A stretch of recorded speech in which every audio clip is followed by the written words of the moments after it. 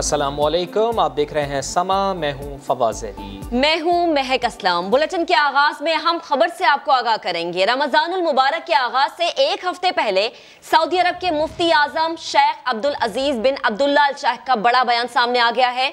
Corona की वबा के सबब मसाजिद में तरावी पढ़ाना मुश्किल होगा। सऊदी शहरी और यहाँ मुकीम गैर मुल्की वबा जारी रहने की सूरत में तरावी और नमाज ईद भी घरों पर ही अदा करें। सऊदी अरब के मुफ्ती आजम ने यह भी कहा कि ईदगाह या मसाजिद में नमाज ईद की अदायगी मुमकिन ना हुई तो लोग खुतबे के बगैर ही घरों में नमाज ईद अदा करेंगे। इस सिलसिले में हतमी ऐलान सऊदी हुकूमत पीर को करेगी। दूसरी तरफ सऊदी हुकाम ने वाज़े किया है कि कोरोना की वबा फैलने के खतरे के पेश नज़र इस बार मस्जिदुल हराम और मस्जिद नबी में इज्तमाई इफ्तार का एहतमाम भी नहीं होगा। सऊदी सुप्रीम कोर्ट ने शहरियों से 23 अप्रैल को रमज़ान का चांद देखने की अपील की है। रमज़ान मुबारक के आगाज़ से एक हफ्ते पहले सऊदी अरब के मुफ्ती आज़म शेख अब्दुल अजीज़ बिन अब्दुल्ला अल शेख का बड़ा बयान सामने आया है। कोरोना की वबा के सबब मसाजिद में तरावी पढ़ाना मुश्किल होगा। सऊदी शहरी और यहाँ मुकीम गैर मुल्की वबा जारी रहने की सूरत में तरावी और नमाज ईद भी घरों में ही अदा करें। सऊदी अरब के मुफ्ती आज़म ने यह भी कहा है कि ईदगाह या मसाजिद में नमाज ईद की अदायगी मुमकिन ना हुई तो लोग खुतबे के बगैर ही घरों में नमाज ईद अदा करेंगे। इस सिलसिले में हतमी ऐलान सऊदी हुकूमत पीर को करने वाली है। दूसरी तरफ सऊदी हुकाम ने यह वाज़े कर दिया है कि कोरोना की वबा फैलने के खतरे के पेश नज़र इस बार मस्जिदुल हराम और मस्जिद नबी में इज्तमाई इफ्तार का एहतमाम नहीं होगा। और कोरोना वायरस का फैलाव रोकने के लिए रमज़ानुल मुबारक में क्या हिकमत अमली इख्तियार की जाए, तरावी और जुमे के इज्तिमात के लिए क्या लाहे अमल होगा। ऐवान सदर में मुल्क भर के उलमा इकराम की वीडियो कॉन्फ्रेंस कल होगी। सदर मुमलिकत डॉक्टर आरिफ अलवी ने मौलाना फजल रहमान, सिराजुल हक, राना तनवीर और प्रोफेसर साजिद मीर को फोन करके एतमाद में लिया। तमाम फैसले उलमा की मुशावरत से किए जाएं। वजीर आजम इमरान खान ने वजीर बराए मजहबी उमूर को हिदायत कर दी। इस्लामाबाद से जुल्करनैन इकबाल की रिपोर्ट। कोरोना गर्दी के दौर में माह रमजान, तरावी और नमाज जुमा के इज्तिमात पर लायहा अमल बनाने का मामला। हफ्ते को ऐवान सदर में उलमा की बड़ी मुशावरती बैठक तलब। जुड़वा शहरों के उलमा खुद पहुँचेंगे। दीगर सूबों के गवर्नर हाउसेज में वीडियो कॉन्फ्रेंस का एहतमाम। कोरोना का फैलाव रोकने के लिए मुअस्सर हिकमत अमली तैयार की जाएगी। सदर आरिफ अलवी ने मौलाना फजल रहमान, सिराजुल हक, राना तनवीर और साजिद मीर को टेलीफोन करके एतमाद में भी ले लिया। वजीर मजहबी उमूर नूरुल हक कादरी की वजीर आजम से भी मुलाकात। सदर मुमलिकत से उलमा व मशाइख की मुशावरत पर बात। इमरान खान ने माह रमजान में हिफाजती तदाबीर मुकद्दम रखने और फैसले उलमा की मुशावरत से करने की हिदायत कर दी। वजीर आजम इमरान खान आइंदा हफ्ते उलमा इकराम से खुद मुलाकात भी करेंगे। बिलावल भुट्टो जरदारी ने एक बार फिर हुकूमत पर लफ्जों के तीर चला दिए। ट्विटर पैगाम में लिखा, आलमी वबा के दौरान अगले महाज पर लड़ने वाले डॉक्टर्स और नर्सेज के लिए बड़े इमदादी पैकेजेस का अब तक ऐलान नहीं हुआ। यौमिया उजरत पर इन्हसार करने वाले लॉकडाउन से सबसे ज्यादा मुतासिर हैं, उनके लिए भी इमदादी पैकेज का ऐलान नहीं किया गया। बिलावल भुट्टो ने लिखा है कि वफाकी हुकूमत की गलत तरजीहात के नताइज का पूरा मुल्क सामना कर सकता है। पीटीआई रहनुमा फैसल जावेद कहते हैं कि थर में बच्चे मर रहे हैं और बिलावल बयानबाजी से बाहर नहीं आ रहे। वज़ीर आज़म इमरान खान ने 1 करोड़ 20 लाख खानदानों के लिए पैकेज का ऐलान किया। शहबाज गिल बोले, पंजाब हुकूमत फ्रंट लाइन पर लड़ने वालों के लिए पैकेज का ऐलान कर चुकी है। आप भी पापड़ वाला समझकर डॉक्टर्स और पैरामेडिकल स्टाफ के लिए कुछ कर दें। कोरोना वायरस के बाइस कराची समेत सिंध भर में लॉकडाउन बरकरार। मुश्किल में घिरे जरूरतमंद आवाम की वफाक हर मुमकिन मदद कर रही है। रहनुमा तहरीक इंसाफ फैसल जावेद ने बिलावल के बयान को मुस्तरद कर दिया। समा से गुफ्तगू में कहा, थर में बच्चे मर रहे हैं और पीपी चेयरमैन बयानबाजी से बाज नहीं आ रहे। 1 करोड़ 20 लाख खानदानों के लिए पाकिस्तान की तारीख का सबसे बड़ा पैकेज अनाउंस किया है गरीबों के लिए वजीर आजम इमरान खान ने। जो उनको मिल रहे हैं, पूरे सिंध में भी मिल रहे हैं लोगों को, पूरे पाकिस्तान में लोगों को 12,000 रुपया फी खानदान जो है वो मिल रहा है। इन्होंने क्या किया, मैं तो ये पूछता हूँ, एक चीज ये बता दें आके टीवी पे। फैसल जावेद का मजीद कहना था, सिंध हुकूमत ने प्रेस कॉन्फ्रेंसेस और झूठे नारों के सिवा कुछ न किया। बताया जाए क्या कोई अस्पताल बनाया, अवाम को इलाज की सहूलियात दी। शहबाज गिल ने बिलावल भुट्टो के ट्वीट पर जवाबी ट्वीट करते हुए लिखा, 18वीं तरमीम के तहत सेहत का बजट सूबों को दे दिया गया। आप इसका क्रेडिट लेते नहीं थकते, अब भाग क्यों रहे हैं? क्या आपको सिर्फ शहजादे का प्रोटोकॉल लेने का पता है? रहनुमा पीटीआई का ट्वीट में कहना था, पंजाब हुकूमत फ्रंट लाइन पर लड़ने वालों के लिए पैकेज का ऐलान कर चुकी। पंजाब से बेहतर पैकेज नहीं दे सकते तो उनकी नकल ही मार लें। वज़ीर आज़म पाकिस्तान के मुआविन खुसूसी बराए एहतिसाब शहजाद अकबर का कहना है कि शहबाज शरीफ की वज़ारत आला के दौर में उनकी ख़ानदानी दौलत में हज़ारों गुना इजाफा हुआ। ठेकेदारों की जानिब से बराह रास्त किकबैक्स की रकूम उनके अकाउंट्स में भेजने के शवाहिद मिल गए हैं। खादिम आला बहुत ही आला, टीटी की रकम एक बीवी के अकाउंट में आई, 3 घर दूसरी बीवी को लेकर दिए। समा को इंटरव्यू में शहजाद अकबर ने मियाँ शहबाज शरीफ को टीटी माफिया का सरगना करार दिया। मरियम नवाज की खामोशी पर सवालात उठा दिए। कहा, जो कहती थीं कि मेरी कोई जायदाद नहीं, उनके जाती उम्रा के अलावा भी रायविंड में मुरब्बे हैं। उनका कहना था कि हिल मेटल रेफरेंस में मरियम नवाज को भी मुल्जिम नामजद होना चाहिए। फ़ायदा दोनों ने उठाया तो सज़ा सिर्फ नवाज शरीफ को क्यों? वो समा के नुमाइंदा खुसूसी नईम अशरफ भट्ट से बातचीत कर रहे थे।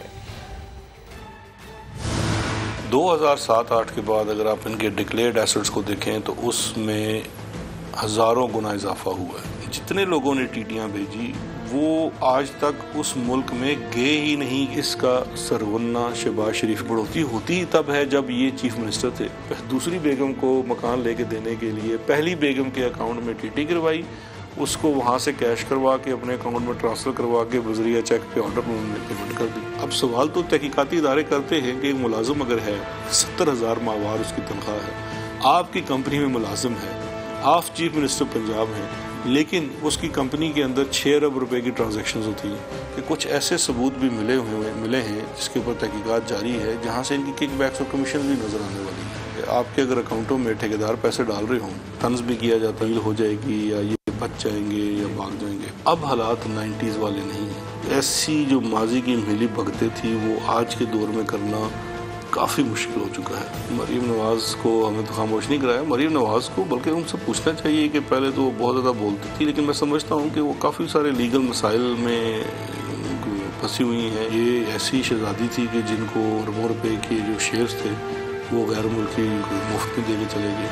तो वो काफ़ी मसाइल वाली चीज़ें हैं इनके लिए। तो इसी को लेकर परेशान हो या लीगल एडवाइजर ने या उनके सियासी मुशीरों ने मशवरा दिया हो कि आप खामोश रहें या कोई हिम्मत की कमी हो। जो पैसा हिल मेटल से आया था नवाज शरीफ को, जिसके ऊपर इनको सज़ा हुई है, वो पैसा नवाज शरीफ ने आगे से इमीडिएटली ट्रांसफ़र किया मरीम को, और मरीम ने फिर उसके साथ जायदाद खरीदी थी रायविंड के इलाके में। ये मेरी नज़र में तो मरीम नवाज़ बिल्कुल उसकी एक्यूज़ बनती हैं। इसके अलावा इनके 4 मुलाजमीन और भी थे जिनको हिल मेटल वाले पैसों में से हिस्सा मिला। किसी भी वक्त प्रोसिक्यूशन चाहे तो शायद उसमें फाइल भी कर सकती है। शहजाद अकबर के इल्जामात पर नून लीग के रहनुमा मुसद्दिक मलिक ने जवाब दिया। समा से गुफ्तगू में कहा, केसेस जब अदालत में थे तो उस वक्त इनके पास सबूत नहीं थे, अब कोरोना के खौफ की वजह से बौखलाहट का शिकार है। उन्होंने मजीद क्या कहा, आइए सुनते हैं। बड़ी अजीब सी बात की है। वो अब कह रहे हैं कि उनको मरियम नवाज साहिबा के खिलाफ सबूत मिल गए हैं। जब अदालत में गए थे ये हिल मेटल केस में तो ये सबूत उस वक्त कहाँ थे। अब आज जब अदालत में मरियम नवाज साहब का तो उसमें जिक्र साहिबा का जिक्र भी नहीं है, तो इनको एकदम जैसे ही इन्होंने लोगों को मौत के मुंह में झोंका है इस कोरोना वायरस के हवाले से, और इनको खतरा है कि आगे बहुत सी अमवात सामने आएंगे और लोग उंगलियां उठाएंगे, तो इन्होंने एक तरफ से महाज खड़ा कर दिया है सिंध हुकूमत के खिलाफ और दूसरी तरफ से PMLN के खिलाफ, ताकि स्वाय कोरोना वायरस के हर चीज़ पे बात हो सके। 69 साल कैंसर का मरीज हूँ, क़ुव्वत मुदाफ़ियत भी इंतहाई कम है। कोरोना के बाइस डॉक्टर्स ने घर से बाहर ना निकलने की हिदायत की है। लॉकडाउन खात्मे तक नैब में तलबी मौखर की जाए। नून लीग के सदर मियाँ शहबाज शरीफ ने नैब को ख़त लिख दिया है। ख़त में कहा गया है कि जिस्मानी रिमांड में नैब ने वसी पैमाने पर तफ्तीश की। दौरान तफ्तीश नैब को तमाम मतलूबा और मौजूद मालूमात फराहम की हैं। हर तलबी पर न सिर्फ पेश हुआ बल्कि सवालों के दुरुस्त जवाबात भी दिए। शहबाज शरीफ के मुताबिक उनके तमाम असासाजात का रिकॉर्ड डिक्लेयर्ड और मुतालिका इदारों के पास मौजूद है। लॉकडाउन के खात्मे तक नैब में तलबी मौखर की जाए। IMF के 1 अरब 38 करोड़ डॉलर की सपोर्ट और स्टेट बैंक की जानिब से शरह सूद में 2% कमी काम कर गई। पाकिस्तान स्टॉक मार्केट में जबरदस्त तेजी देखी गई। इंडेक्स की 5% तेजी पर कारोबार आर्जी तौर पर 1 घंटे के लिए बंद करना पड़ा। अशरफ खान अपनी रिपोर्ट के साथ। 17 अप्रैल 2020 को पाकिस्तान स्टॉक एक्सचेंज में तारीख रकम हो गई। मार्केट एक बार फिर बंद तो हुई, मगर इस बार वजह नीचे की नहीं, ऊपर के ताले थे। बुल्स ने ऐसा हल्ला बोला कि खरीदारों को मौका ही ना मिला। 100 इंडेक्स खुलते ही 1000 पॉइंट्स बढ़ गई। फिर 1 घंटे में ही सारी मार्केट को अपर लॉक लग गए। खरीदने वाले बहुत थे, मगर बेचने वाला कोई ना था। इंतजामिया ने तयशुदा कवायद पर अमल करते हुए कारोबार बंद कर दिया। 2% इंटरेस्ट की रेट में शरह में कमी होना एक बहुत बड़ा अच्छा ओमेन था। हम जो डबल डिजिट फिगर में थे उसमें सिंगल डिजिट में आ गए, और साथ साथ एक अपॉर्चुनिटी भी मिली है कि अब जो कॉस्ट ऑफ डूइंग बिजनेस है वो कम हो गई है। गो कि ये एक अच्छी कमी है, हम इसको अप्रिशिएट भी करते हैं। क्या सीमेंट, क्या फर्टिलाइजर, क्या स्टील और क्या pharma, oil and gas exploration के अलावा तमाम सेक्टर्स में ही बुल्स का राज था। लग रहा है कि अभी चीजें बेहतर होना शुरू हो जाएंगी। सीमेंट्स के स्टॉक्स काफी हद तक ऊपर के लॉक में, ऑयल के स्टॉक्स हैं, इन्वेस्टर आके मार्केट में काम कर रहा है। क्योंकि देखिए, जब इंटरेस्ट रेट कम होते हैं तो दुनिया भर में स्टॉक जो इक्विटी मार्केट बढ़ रही होती है, क्योंकि ऑब्वियसली फिक्स इनकम से पैसा यहाँ डाइवर्ट होगा। शरह सूद में कमी, IMF से इमरजेंसी कर्ज की मंजूरी और लॉकडाउन में नरमी को लेकर बाजार हिस्सेस में 1.5 साल बाद ऐसी तेजी देखने में आई है। मगर 100 इंडेक्स अब भी जनवरी की सतह से 24% नीचे है। कैमरामैन मोहम्मद कामरान के साथ अशरफ खान, समा, कराची। वज़ीर आला सिंध ने कहा है कि गुज़िश्ता 24 घंटों के दौरान कोरोना वायरस के 2372 टेस्ट किए, 209 केसेस मुस्बत आए, जिनमें से 77 केसेस कराची के हैं। मुराद अली शाह के मुताबिक कराची के जिन इलाकों में कोरोना के मरीज सामने आ रहे हैं वहाँ लॉकडाउन मज़ीद सख्त करेंगे। ज़्यादा तशवीश यही है कि मुझे साउथ डिस्ट्रिक्ट में टोटल 30 केस आए हैं, और इन 30 में से 24 के करीब ऐसे इलाकों के हैं जो ज़्यादा पसमानदा इलाके हैं। वेस्ट में 8 केसेस आए हैं, वो भी अफ़गान बस्ती, नॉर्दर्न बाईपास पे जो कच्ची आबादी है, और बल्दिया के इलाके में है। तो फिर कुरंगी में 6 केस हैं, डिस्ट्रिक्ट ईस्ट में 16 केस हैं, मलीर में 6 केस हैं। ये टोटल मिला के 77 केस कराची में आए। जो हॉट स्पॉट्स हैं उनमें थोड़ी ज़्यादा टेस्टिंग करेंगे ताकि हम प्रॉपरली उन हॉट स्पॉट्स को विद क्लिनिकल एविडेंस, विद जो डेटा हम आइडेंटिफाई कर सकें। हमारा जो लॉकडाउन है फिर वो ज़्यादा फोकस करेगा उन जियोग्राफिकल एरियाज़ को जिनमें ज़्यादा केसेस आ रहे हैं। पाकिस्तान के लिए 1 अरब 38 करोड़ डॉलर कर्ज की मंजूरी। इंटरबैंक में डॉलर 3 रुपये 31 पैसे सस्ता होकर 163 रुपये 57 पैसे पर बंद हुआ। डॉलर सस्ता होने से फी तोला सोना 3400 रुपये भी सस्ता हो गया। डॉलर की ऊंची उड़ान थम गई, रुपए की कदर बेहतर होने लगी। जी हाँ, डॉलर एक दिन में 3 रुपये 31 पैसे सस्ता हो गया। डॉलर सस्ता होने की वजह है IMF से पाकिस्तान को 1 अरब 38 करोड़ डॉलर रकम की मंजूरी। माहिरीन कहते हैं G20 ममालिक की जानिब से पाकिस्तान को भी कर्ज की अदायगी पर सहूलत मिलने पर रुपए पर दबाव कम हुआ है, जिससे इंटरबैंक में डॉलर 166 रुपये 88 पैसे से सस्ता होकर 163 रुपये 57 पैसे पर बंद हुआ है। इंटरबैंक में 11 रोज में डॉलर 4 रुपये 32 पैसे सस्ता हो चुका है। डॉलर की कदर में कमी हुई तो सोने की बढ़ती कीमतों को भी ब्रेक लग गए। आलमी बाजार में फी औंस सोना $49 सस्ता होकर $1689 का हो गया। 1 तोला सोना 3400 रुपये सस्ता होकर 97,600 रुपये का हो गया है। सराफा बाजार डीलर्स का कहना है कि डॉलर मजीद सस्ता होने के मजीद असरात सोने की कीमतों में भी नजर आएंगे। अशरफ खान, समा, कराची। ब्रेक के बाद दोबारा हाजिर होंगे हेडलाइंस के साथ। आप देखते रहिए समा।